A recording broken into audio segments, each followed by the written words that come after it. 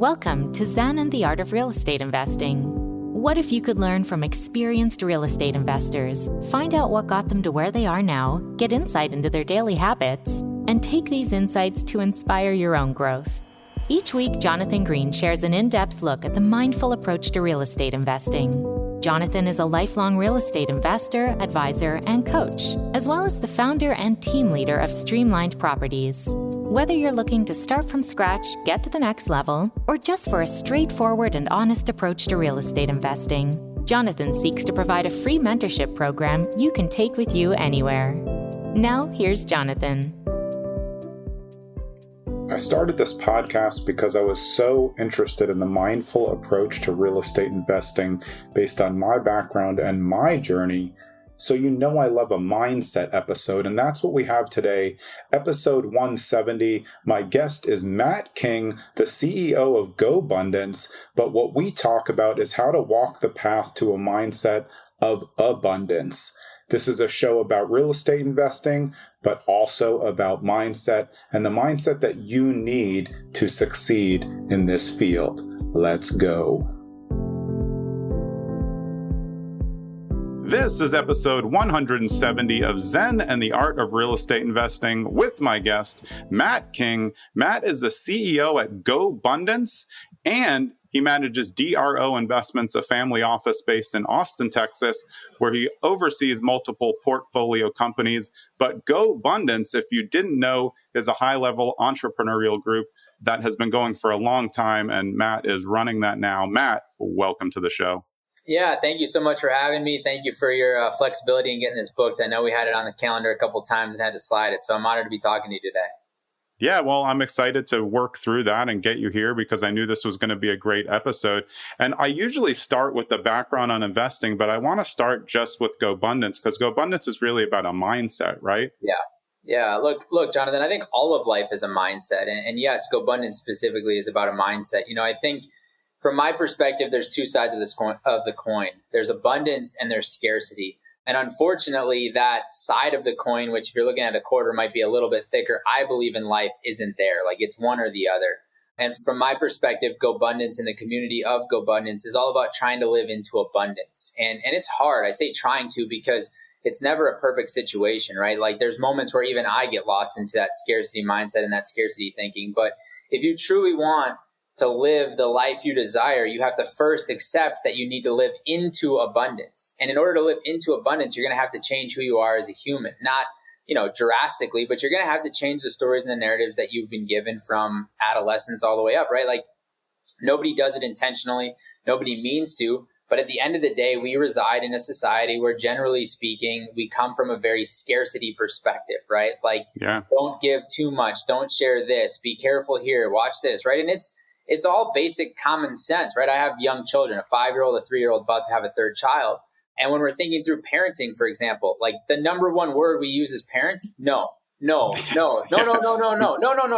So like that instills that scarcity mindset. And we're not doing it from a place of bad intent. We're doing it from a place of like, we want them to be safe.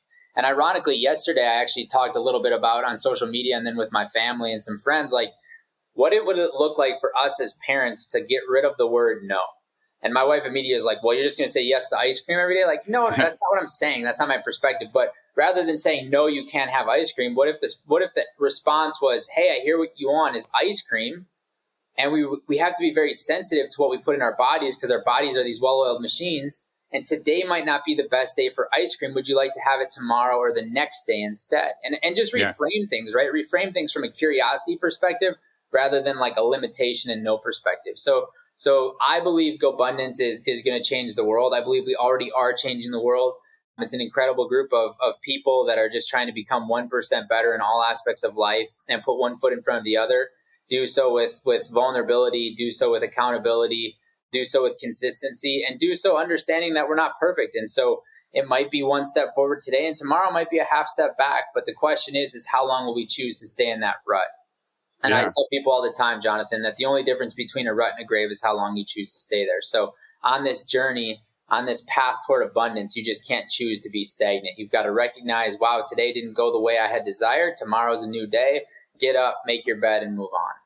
Yeah, I mean, that's great. And as a mission, that's great. And I can directly relate it to real estate investors because I think there's so many investors, new, middle, now even investors who are experienced in the market with the dynamics, who are stuck in analysis paralysis or some other limiting principle because they're just convinced that they can't do it. Rates are too high. Are you seeing that as a crossover to your people and obviously yourself in terms of investing? Because it really is a mindset thing. If you're not on your game every day, doing something, you don't have to buy every day, but if you're not continually doing the work to figure out, hey, what's going on in this market, what's going on with this asset class, you're going to fall way behind and then not be ready.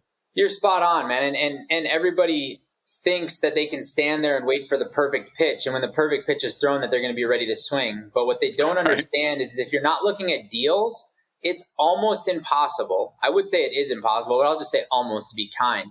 It's almost impossible to go from not looking at a deal to seeing the perfect deal to taking action. You have to be in the game. If you want to have a chance to win, you want to have a chance to score, you want to have a chance to hit the home run, you've got to be in the game taking at bats. And at bats might not mean winning every deal. But heck, can you put in 5 offers a week and just lowball the crap out of it to a place where you would actually make money on that deal and see what happens? Because what you're doing is you're training your subconscious mind that we are going to do real estate.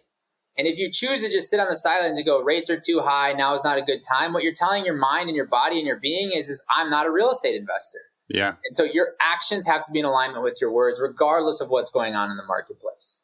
Yeah, that's great. And I think that people forget, just because there's so much social media content telling them otherwise, that taking action isn't about always writing an offer or winning an offer. Taking an action could be going to that real estate meetup or joining a group like Gobundance. It's going to push you forward each time. It doesn't always have to be the actual buy, sell, invest part. It just means, you, like you were saying, you have to build up the momentum so that you're ready. Because you made a great point. I was thinking when you said, hey, the perfect deal comes along. Great. If the deal's perfect, there's going to be 100 other people who wanted to have more money than you.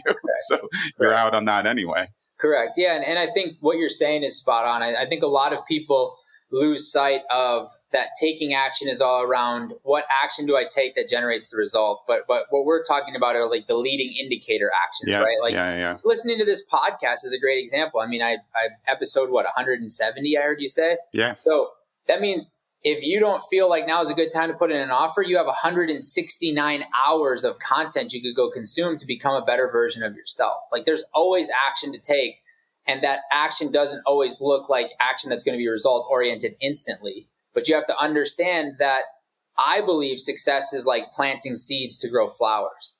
You put the seed in the ground and now you've got to water it. You got to make sure it's getting the sunlight. The temperatures are right. There's no animals, all of these things. Yeah. And then all of a sudden the seed starts to sprout.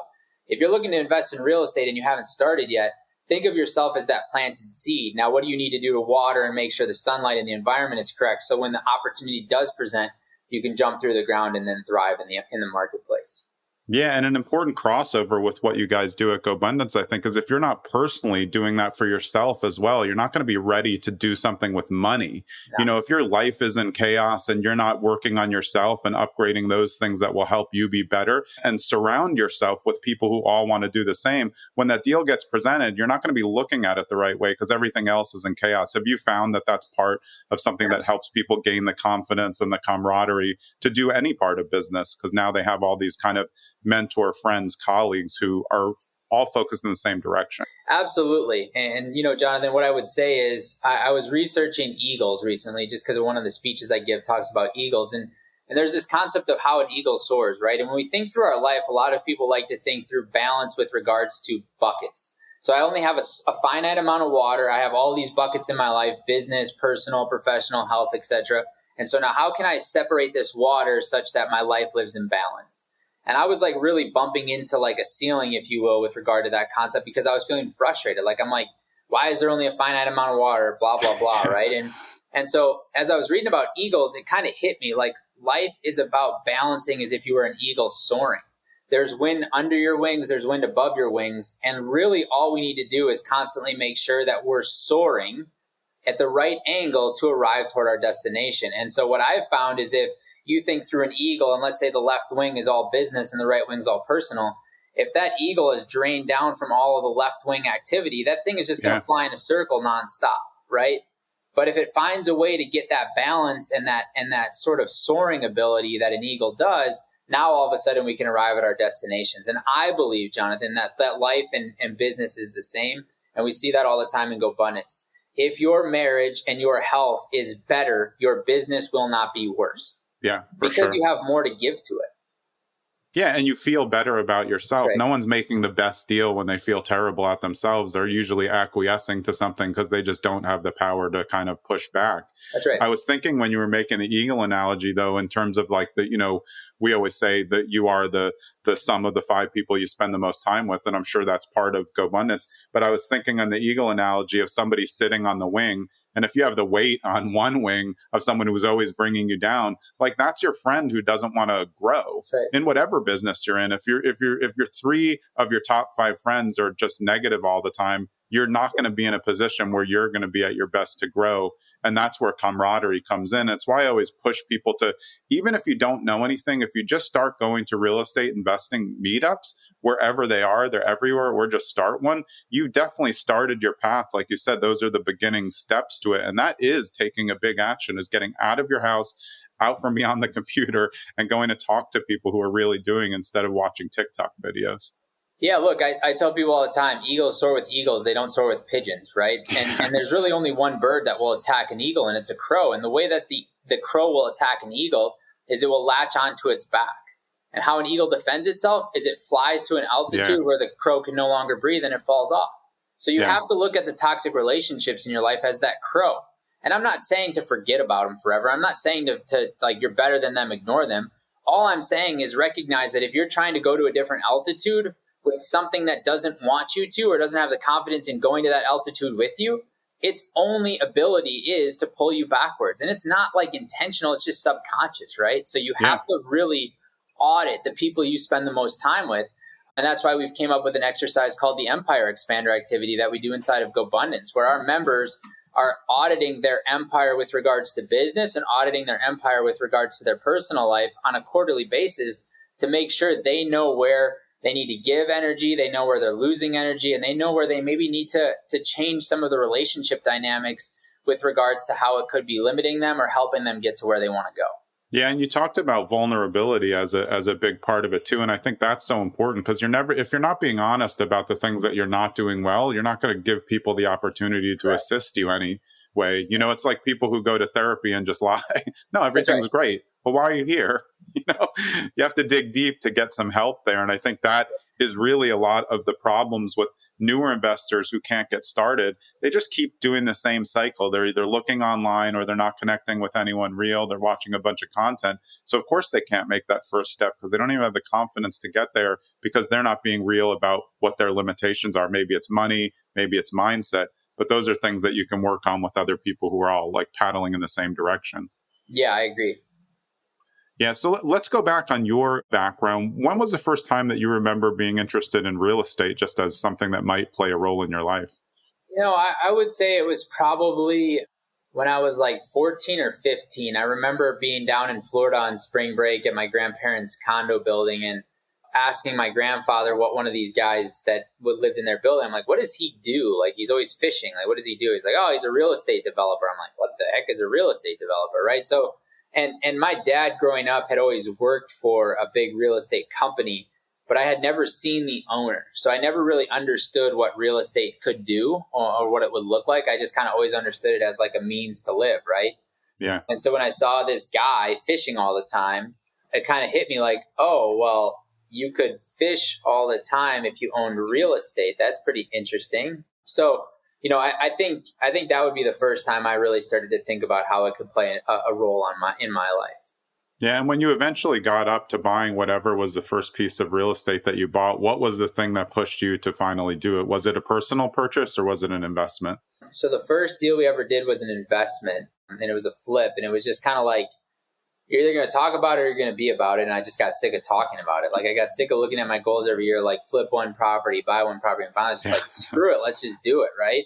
And so that was the first thing I did. And then the second deal I did was my personal house in Austin. And I was a small town kid, grew up in Wisconsin. And I'll never forget when we were buying our first house in Austin, David Osborne, who I work for, was like, you need to buy this house. It's an incredible deal. And I was like, dude, it's 1,300 feet and $275,000. Like, what are you talking about? Right. I always thought my first house would be like 80 grand, 90 grand. Like, that's kind of like, so I was just delusional. But again, I leaned on my mentor. I leaned on people that I trusted. And I said, okay, great, we'll buy the house. And it turned out to be one of the best decisions we ever made. We, bought it for 275, sold it for 584, and parlayed that into our next. So like, it just kind of like compounded. And, I think the thing that I would just encourage, Jonathan, is like the power of momentum. There is momentum that happens in life if you're willing to say yes and try things. Now, you don't want to say yes blindly and trust that everything is just going to roll in your favor, because that's delusional and it's not going to work. But at the end of the day, people, I think, discount how powerful momentum is for good and for bad. And if you even think about it with regards to working out, right? If you haven't been working out for 30 days and you're like, I'm going to work out today, like the first 15 days are hard, but by day 16, you're like, this is what I do, right? And so I just sort of built the muscle over time to say yes to opportunities that crossed my path, so long as they were in alignment with my vision. And that has given me momentum in life to continue to say yes. And it's uncomfortable and it's scary. Don't get me wrong. Like, it's all of those things. It's not easy. And I understand that, like a snowball, my decisions will build momentum. Yeah. And I mean, there's something in there just about personal resistance too, because you were fortunate enough to have David Osborne as a mentor and boss. So a lot of people obviously know who he is. But even when he said, buy this house, your first instinct is like, well, you're resistant. Even though like you should just do whatever he says, you're ready for that. But there's something built inside personal resistance that holds us back.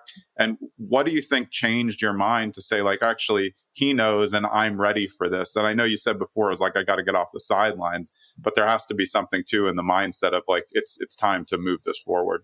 You know what? I think the big thing is I finally believed in myself.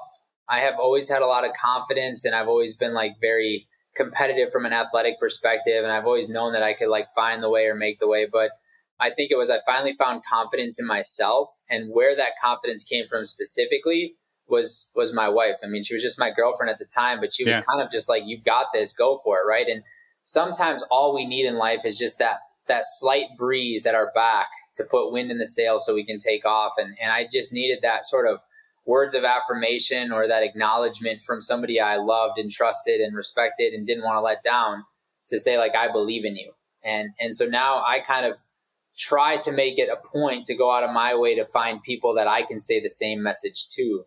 Yeah. Because we never know. It could just be that one simple sentence, I believe in you, that changes somebody's destiny. Yeah, I agree with that. And I've had so many couples on the show and people who talk about their spouse or partner.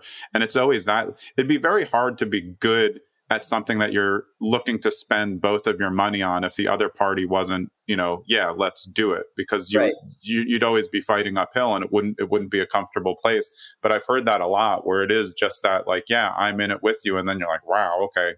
You just needed that little push. And I think that's what the camaraderie of knowing other investors does too. You want your partner on board, of course. You want your family involved, because this is, most people are looking for generational wealth, which creates time freedom for us. And then, for your kids in the future. When you started investing, were you thinking generationally, like, hey, we're going to have kids someday, this is what I want it to be? Yeah, absolutely. I've always been determined and focused on this concept of generational wealth. Like, there's no excitement for me to just do it for me. That just doesn't do anything for me. There's always been this idea around like what generational wealth can do for my family, my friends, my communities, etc. And I've always had this burning desire, if you will, to really change the world. Like, and people say it's cliche, but like really that's what gets me up every day, is like, can I leave the world a better place? And so yes, like real estate was always going to be a part of that. Now, what's interesting and borderline sort of controversial, if you will, especially on this podcast, is I would tell you that 34-year-old me knows today that generational wealth is not built through passive income. You can build financial freedom through real estate and passive income, which means 100% of your expenses are paid for by 100% of your passive income. Like, absolutely, you can have that. But if you want to build true generational wealth, unless you own business or have some sort of cash machine to then dump into real estate, I think real estate is not the vehicle to doing that. And so while real estate is still front and center for me in a lot of the actions I take and a lot of the investments I make, I understand now that the plan I have for my life is going to require more than just real estate. Yeah, I think that's an important point. And I think about that a lot with like W-2 employment and how people want to leave it, and then they leave it and then they're way less lendable. Yep. So, to be the most lendable, you need to have a solid job unless you're using alternative loans, which are always going to cost more. So I think this kind of new rush for everybody to replace their income doesn't really, I like working. I've worked for myself for so long. And a lot of times I still think like, if I had a 9 to 5 that I really like, maybe that is a better path, even though I'm like older and thinking, how am I going to wind this down? Right now, I'm doing it all for myself. So the benefits are a little bit ancillary. I understand what you're saying. Cash flow pays and replaces your income. But if those assets aren't growing, that doesn't become generational wealth. And you're not, an asset that you bought isn't a startup that sells for $100 million. Well, and let's be real, like there's only so much you can do to impact that asset's value, right? Like you can value engineer it, you can rehab it, you can divide it up, like you can do some things to it. But at the end of the day, the market has some sort of a cap on it, right? Like that's outside of our control. Business, I've found to be a little bit different. Now, yes, there's still a cap, there's still a ceiling. There's only so many people that are going to buy a candy bar from a vending machine. I get that. But I feel like we have a little bit more control in our destinies if it's in sort of business versus real estate. Now, there's business of real estate. That's a whole nother avenue, and that's a whole nother interesting concept. But for the people listening to this that are in a W-2 that are like, I'm going to use real estate to quit my W-2, I'm in alignment with you, man. I would say use real estate as a way to continue to supplement your W-2, but don't be so fast to run and jump out of the W-2 world. I think there's this craze to like get out of the W-2 and it's terrible and it's bad. And look, man, don't get me wrong. Like you don't want to work for the man forever and you've got to chase your dreams and stuff. But I think a lot of people make mistakes going from W-2 to not because they don't think through the lendability, et cetera. Like I was coaching somebody recently and I said they wanted to leave their W-2 and I'm like, great, do you need a new car? They're like, yes. I'm like, buy it now then. Well, why would I buy it now? I'm like, because you're not going to qualify in 6 months. Yeah. Like, you need a HELOC? Yes, do it now because you're not going to qualify. So, like, there's a lot of little micro steps if you're going to leave your W-2 to think through from, especially, like you said, the lendability perspective, but also the insurance perspective that a lot of people are overlooking. And then all of a sudden, 3 months in, they're ready to buy a house. They go to the lender and the lender's like, send me your current pay stubs. They're like, I don't work. Yeah. Like you said, they're going to probably lend you, but it's not going to be 7. It's going to be 9, 10, 11. Like it's much harder. Yeah. And then you need savings to compensate for that. And then you're taking that away from what was going to be your generational wealth. And now there's nothing left. It's all out there, hopefully in smart assets. But those two things, like you said, you're not if you buy a property for 50,000 and those stories, hey, well, one day it's worth $1 million. Great. That took like 40 years. Right. So if you're willing to wait, that's real estate. And I think that also goes to diversification of assets. Like, of course, this is a real estate investing podcast, but investing is just being smart with your money. In my opinion, that's what my dad taught me. And I've always been interested in other assets. I just like real estate because it's tangible and I can add value. But as you said, you can't just go and turn a $100,000 house into $1 million house unless somehow you found it. You could never buy it for that much because you're not on the right block. Right.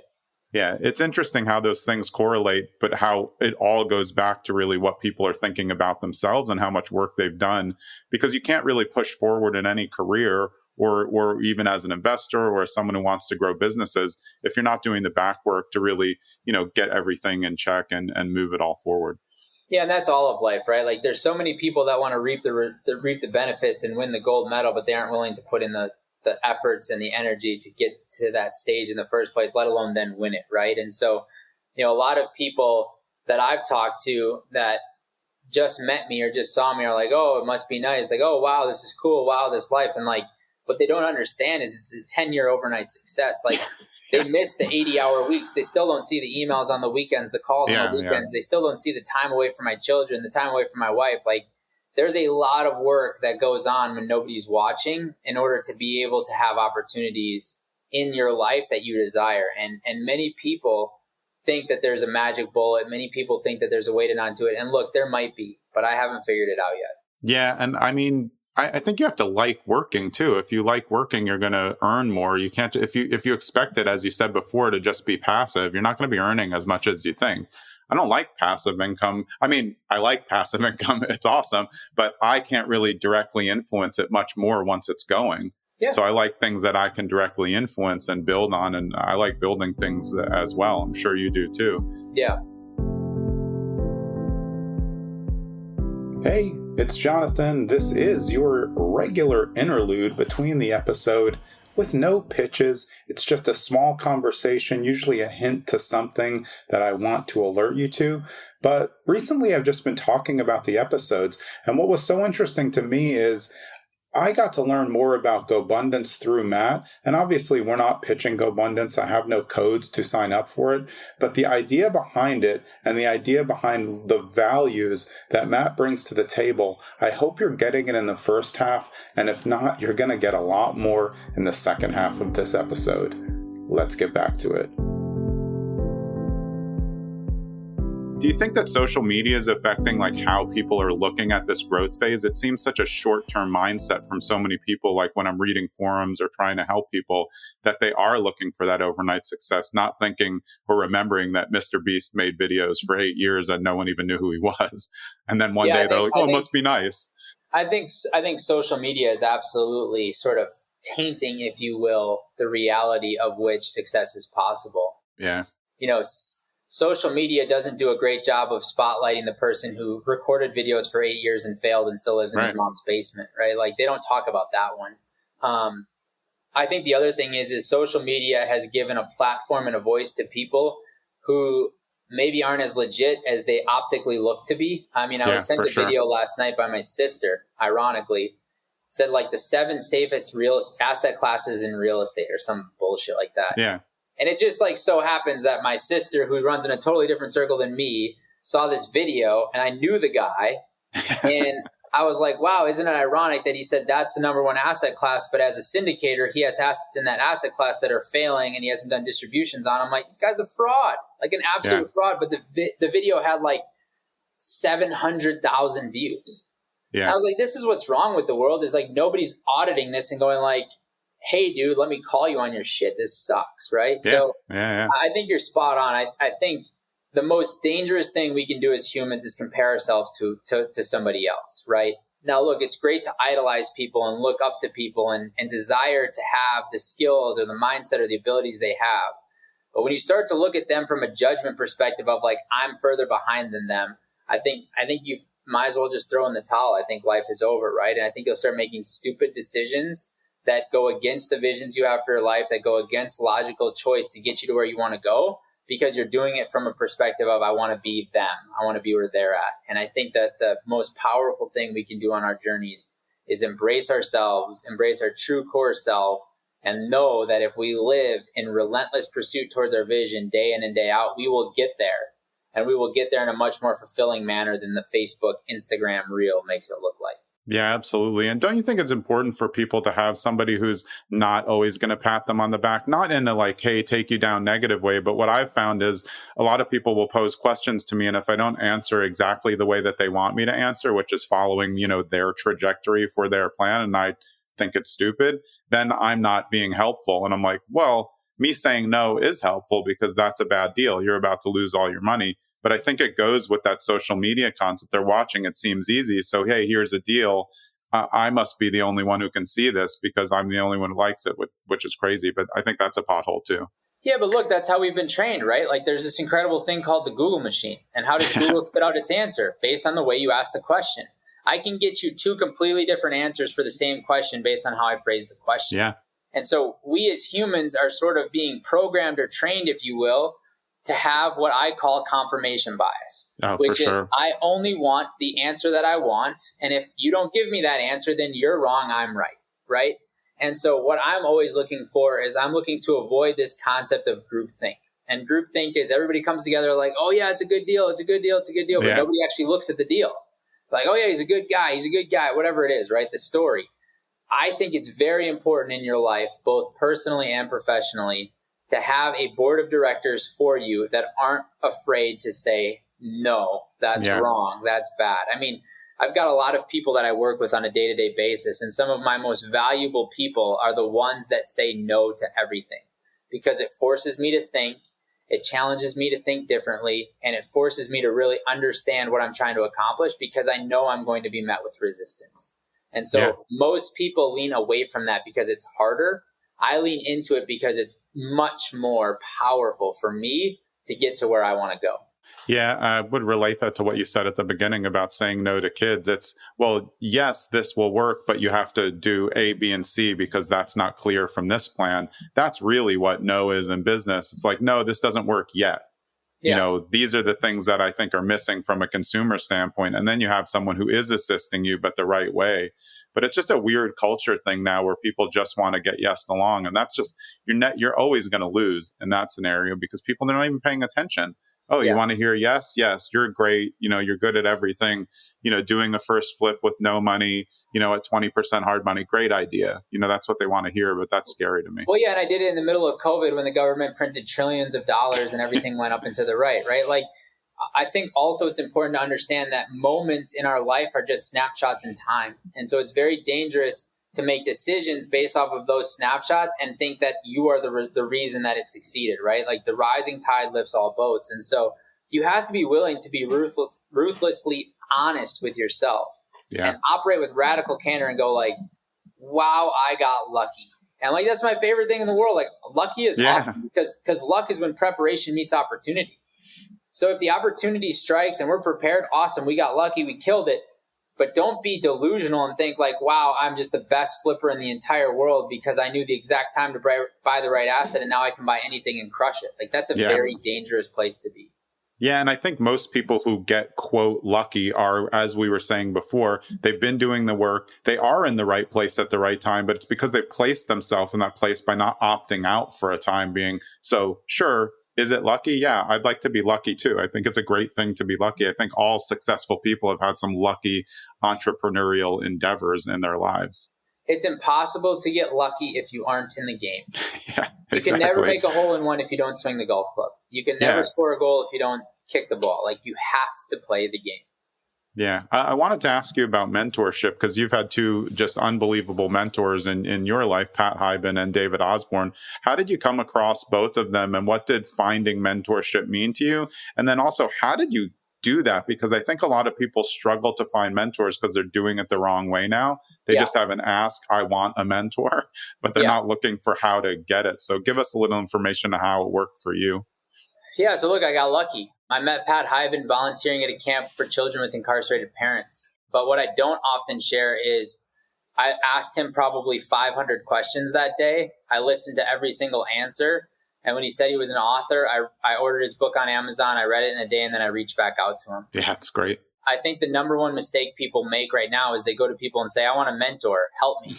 Like, my plate's full, man. Like, I'm not looking for more work, right? I'm not looking for more work. And so what I encourage people to do is if you're looking for a mentor, find a way to serve.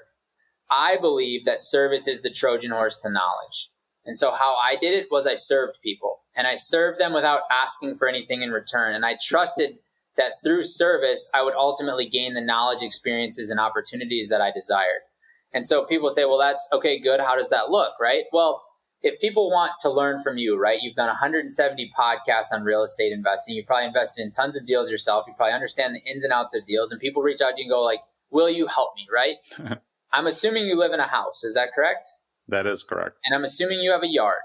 I do. And I'm assuming you're in New Jersey, so you get snow, right? If somebody not as much as before. Right, but you still get a little. Yeah. If somebody really wants to learn from you, come cut your grass. Yeah. Come shovel your driveway. Reach out to you and say, Jonathan, do you mind if I take a stab at putting the show notes together for your next episode? Like, there is always a way to serve somebody, and it's never going to be obvious. It's always going to be a little uncomfortable. Yeah. But if somebody reaches out to me and says, hey, man, like, I see you're flying from here to here today. Do you mind if I just carry your bags and coordinate your transportation? I'll be like, it's probably a little bit weird, but no, come along. It also sounds good. Right, because this is exactly what I did for David. I was at a Gobundance event in Lake Tahoe. David's wife was flying in. I went to his room to get his ski boots because he asked me to get his ski boots. I saw his room was a disaster. I'm like, well, I'm not married, but my girlfriend would probably be pissed if that was what our room looked like. Now I'm married, by the way, but I wasn't. Yeah. I'm like, so if she's your wife, she'll probably still be pissed, but I don't know that for a fact. So I went down to David. I'm like, hey, do you care if I straighten up your room? And he like looked at me like put my underwear back in the drawer kind of a thing. And I was like, with Tracy coming in, my guess is she won't appreciate going from a house to a hotel that she's cleaning up. And he's like, yeah, I don't mind. And she got there and she was thrilled. And he's like, hey, man, that was pretty cool. Yeah. Right? Like, it was awkward as shit. Don't get me wrong. Like, it was weird for both of us. Yeah. But I knew that it was very good. Yeah. Yeah, he needed that. And I knew that the way I was going to have an opportunity to earn a right to have a conversation with him was I needed to serve him. And it didn't matter what that looked like for me. Yeah, I think that's really smart. And I think that people discount themselves by saying, hey, well, how can I help them? Like, I didn't go to college or I'm not in that field. Like, you always have something in your background. And your worst case scenario is just time, energy, and hustle. Like, everybody can benefit from that. And they think it's almost like an analysis paralysis thing. Well, I can't get a mentor because, like, I'm not in real estate. Well, don't you make websites? Oh, yeah, sure. I mean, I'm an expert at that. Don't you think a bunch of people who you might meet at events sometime, they might want to create their own personal website? You could do that for free, and then you could swing by their flip for an hour. That's a great trade-off. I think people, I'm reading this book on money by Kyla Scanlon, and it talks a lot about the economy of money, but it also talks about how everything started with bartering. And bartering is the way to build mentorship. You don't have an ask, you have skills that you can give to somebody else that will help. And if you just do that, as you said, without saying like, hey, what's the return? You're likely to get a return. And if you don't, you did something nice for someone. Like, that's good. And the last thing I would say is take action. A lot of people say they want a mentor. They go and serve somebody. The person tells them, paint the walls white. And then they don't paint the walls white. And then they come back 6 months later bitching and going like, hey, this isn't working, blah, blah, blah, blah, blah. The mentor goes, well, like, you don't have to do everything I asked, but did you paint the walls white? And they say, well, no, I didn't do that. Okay, well, I took time from my day to give you advice from my experiences, to pour into you with knowledge, and then you didn't take action. Like, why would I keep doing that, right? That doesn't make sense. And so where I see a lot of people fall short and where I see an opportunity for a lot of people is when a mentor tells you, go read this book, read the book, and then come back to them and say, hey, man, thanks so much for that suggestion. That was an incredible book. Here's my 6 takeaways. Here's my key nuggets. Here's my action steps. Because if somebody shows me that they're pouring into themselves, I'm going to pour into them more. That's just life. That's just reality. I completely agree. And you did it. I mean, you bought it. That's exactly what I would have done. Oh, Pat Hyben tells you, hey, this is my book. You go buy it, read it, and then immediately follow up. That's what people want because you've taken the action. And then when you say, here are my takeaways and here's one question, they're going to answer that question 100% of the time because you've done the work. And I think the failure in questions is they're too open-ended or they're not based on something that you've tried to do. You know, a question like, hey, how do I invest in real estate is ridiculous. Like, I don't know anything about you. What are you trying to do? But if you say, hey, I read the book on flipping houses by Jay Scott, I've done this amount, and now I'm at a point where I'm not sure if I'm going to do X or Y, you've clearly shown that you've done some work to at least give somebody, hey, this is worth my time, right? And that's right. It's for us on the other end, is this a good use of my time? That's right. That's right. Yeah. I mean, I think these lessons can be really important for people in the journey. And I created this podcast for the mindful approach to real estate investing. And this is really a deep dive on that because you have to really figure out what your goals are and keep building on them. Is this something that you guys are always doing at Gobundance? I mean, you're pushing it forward always. I see that it's changed a lot actually in the last 10 years. And I think that's it's exciting to be in that where everybody there can get a takeaway from it. And maybe it's not the right fit for everybody, but I think that's something to figure out along the way. Yeah, look, Gobundance isn't the right fit for everybody. And that's what makes it so special is because it's a group for like-minded individuals that when they come together, make a very powerful tribe that can impact each other's lives in meaningful ways. And I think what you're saying from a mindful perspective is spot on. You know, I think the thing a lot of us miss or choose to ignore is our mind is like a garden, which means you have to weed it, especially in today's day and age where you've got social media, you've got news outlets, you've got everything on your phone is being tracked, right? Like we're seeing a perspective of the world that media wants us to see, not what we really need to see. And so I would just say with regards to like mindful investing, you know, mindful living requires you to constantly be auditing your thoughts and your actions and asking yourself, is this in alignment with where I'm trying to go with my life? And if the answer is yes, continue to do it. And if the answer is no for too many days in a row, you have to be willing to make changes. Yeah, that's really important. Have you ever read The Wealthy Gardener by John Saforic? I have. Yeah, but That book's my real estate attorney Ashley Molson recommended it to me, and I was like, how does everyone not read this book? Because you've said two gardening metaphors. That book is so good.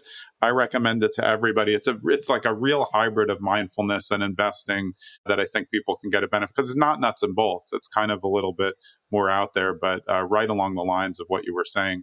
Yeah, The Richest Man in Babylon is another really good one. I love it. Yeah, I gave that to my kids. I mean, my son read that and I was like, wow, okay, you read it. He's like, yeah, I understand that principle. And that's a really good book, because you can give that to a kid who's like 10 years old. It's no problem. It's easy. I mean, I think a 10-year-old could read Siddhartha and get something out of it. It's the same concept that you can really like, wow, okay, that's accessible.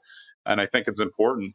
Along the way, like as you've gone through, what would be one piece of advice you would give someone who wants to get into real estate investing now, but they just feel lost? I would say find somebody who's doing what you see yourself doing in 5 or 10 years and go work for them. Yeah. Find a way to work for them, whether it's clean their pool or be their assistant or answer emails or schedule calls. Find a way to serve them. Get into the arena with people playing the same game you want to be playing. And then after 6, 12, 18 months, look back at your vision and go, do I still want to be in this arena? Yeah. I think some people with the modern culture and what they see, everyone's driving a Lamborghini, which of course isn't true. They're almost a little bit, they think they're like above doing some service work for other people. And I think that's a big drag down for them. I don't want to clean up their workspace. Or like you said, why would I go clean up his hotel room? This is really going to help him out. He's really going to appreciate it. And it's going to be something that's going to be a surprise. I think people have to open their mind a little in terms of what they're willing to do to get to the next level, because I think they're maybe cutting some stuff out because they think they're, too good for it or something. And I think we have to always be thinking that. I mean, like, there is no task or activity that I am above or below. Every single thing is in my sort of skill set. And look, like David's very, very successful and he's very busy. He's got a lot going on. But there are many days still to this day where he will grab my lunch bag that's empty, mind you, and carry it to my car as I walked out of his house to go to my car. Because he's just showing me like I am in service mode for you too, right? And so really what I believe he's doing is he's telling God, the universe, whatever you believe in, I am here to serve for the greater good. Keep bringing me opportunities that allow me to serve. And, I think, you're spot on. The generation today is like, I'm above that. Like, I don't do that stuff. And look, man, I'm so grateful that is so many people's mindsets, because it makes it so much easier for people like me and you to achieve what we want to achieve, because nobody else is willing to do the work. So I'm like, well, yeah. Someone's got to sweep the floor. I'll sweep the floor. No problem. Yeah. My first job as an attorney, I worked for the government in Fort Lauderdale, and it was pretty well known that inside that arena, I was a prosecutor, that what they would do is they would offer you promotions, but the promotions wouldn't have any extra money attached to it. Yeah. So you could either accept and do more work for the same amount of money, but then 3 months later, when you're crushing it, you will get a big raise. Everybody knew it, but all those people like, nah, you know what? I'm not going to do it. Every time they offered me a new position, I took it every single time. And I ended up scaling like 20, 30% above, some of my friends, just because I was willing to do more work for the same money, and then just expect that things will come from it if I do a good job. And I think that's part of the mindset that you're talking about. It wasn't below me. You're giving me a promotion. Oh, I don't get any more money. Great. More responsibility sounds great. It means you're going to trust me more. Yeah, that's exactly right. Yeah. Well, this has been awesome. I really think like in terms of a mindset, this is a big help for people to kind of approach real estate investing in their life to, as you said in the beginning, to create a life of abundance, which I think is what most of us are after: abundance, time, freedoms, time with our family. It's really what everybody boils down, what their journey is about. When they say, I want to flip a house. Why?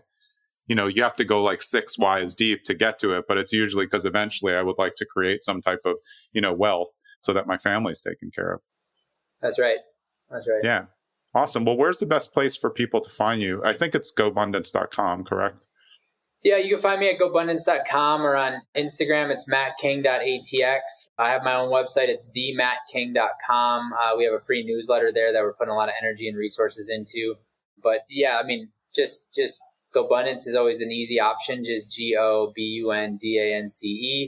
And, again, I'm really honored and grateful to be on the show. Hopefully somebody listening to this got a nugget or a takeaway that they can put in place in their lives and make a change. And if I can be of service to anybody, feel free to reach out and shoot me a note or an email or whatever. And happy to help anybody that's listening. Yeah, no, and I appreciate your time as well. It's very clear that you've really spent your time in service, because the way that you talk and the way that you relate things are very like on a level that's super comfortable to me. It knows you want to help people. I think it comes across obviously. And I think when we were talking about social media before, you can really take a look at that and then listen to how people talk on podcasts, and you can tell the difference. Because if you're 45 minutes into a podcast and it's going back and forth and both people are just riffing, like that's real life. Those are people that you can eventually learn to trust and again, do the work to make a good ask. Whereas, when you're watching TikTok, you're not really going to be sure that that's actually a real person who's accomplished the real thing. So yeah, I appreciate the time. I'm glad we stuck to it and got it done. And I look forward to staying in touch, man. Me too. Thank you so much for your time. Yeah, appreciate it. All right. That was Matt King, the CEO of Gobundance. I'm Jonathan Green. We'll see you next episode. Thanks for listening to another episode of Zen and the Art of Real Estate Investing. And it's that time. It's preview time for the next episode. I'm really glad that I figured this out, so there's at least value in the end. It's not the same thing over and over. And next episode, my guest is George McCleary, and it's on a subject that we've only really touched on in one episode.